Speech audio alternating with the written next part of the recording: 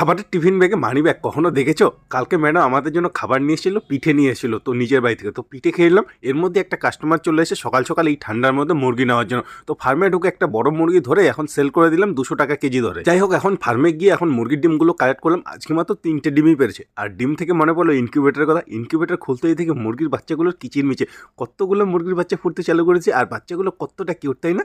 আর এই যে খালি খোলসগুলো আছে, এগুলোর জন্য বাচ্চাগুলো যাতে চোট না পায়, তো এই খোলসগুলোকে নিয়ে গিয়ে আলাদা করলাম আর নিয়ে গিয়ে পুকুরে ফেলে দিলাম। এখন এই নতুন বাচ্চাগুলোর জন্য এখন ফার্মের মধ্যে জায়গা বানাতে হবে। তো ফার্মে গিয়ে এই জায়গাটা নতুন বাচ্চাগুলোর জন্য সেট করতে হবে। তো ওই জন্য জায়গাটাকে ভালোভাবে ক্লিন করলাম, এরপর জায়গাটাকে ভালোভাবে স্প্রে করে দিলাম। এরপর আমিও ফটাফট স্নান করে এখন খেতে বসে গেলাম। জানো, আমাদের রিলেশনশিপের 7 বছর পূরণ হয়ে গেছে 2 জানুয়ারি। আর ওই দিন ম্যাডাম চলে গেছিল বাপের বাড়ি, তো ওই জন্য কিছু অ্যারেঞ্জমেন্ট তো করা হয়নি। তো আজকে অ্যারেঞ্জমেন্ট করা হয়েছে, মাছের তরকারি, মাংসের তরকারি, ডাল, আলু ভাজা সব কিছুই আছে আজকে। তো ফটাফট দুজনে খেয়ে নিলাম। এর মধ্যে দেখে হাঁসগুলোও চলে এসেছে। তো সন্ধ্যাবেলা হাঁসগুলোকে খাইয়ে এদের ঘরে ঢুকিয়ে দিলাম। আর এর মধ্যে ম্যাডামের যেতে হলো, ম্যাডাম নাকি পুডিং কেক বানাবে, তো ওই জন্য যেতে হবে মার্কেটে। তো দুজনে মিলে চলে গেলাম হাঁটতে হাঁটতে সন্ধ্যাবেলা মার্কেটে গিয়ে কেক বানানোর জিনিসপত্র যা যা লাগে, তো জিনিসপত্রগুলো নিয়ে চলে এলাম। এখন পাউরুটি আর ডিম দিয়ে হবে পুডিং বানানোর কেক তৈরি। তো ওই জন্য রেডি করতে শুরু করলাম। সবার আগে তো মিক্সচার মেশিনে সব কিছু মিক্স করে নিলাম।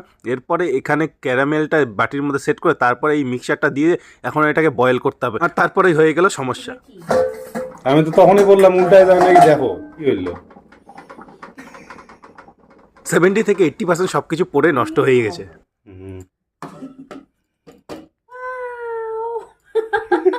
গুয়ের তলা। মাগো 7 বছর পূরণ হইলো, 7 বছর পূরণ এইভাবে হইলো।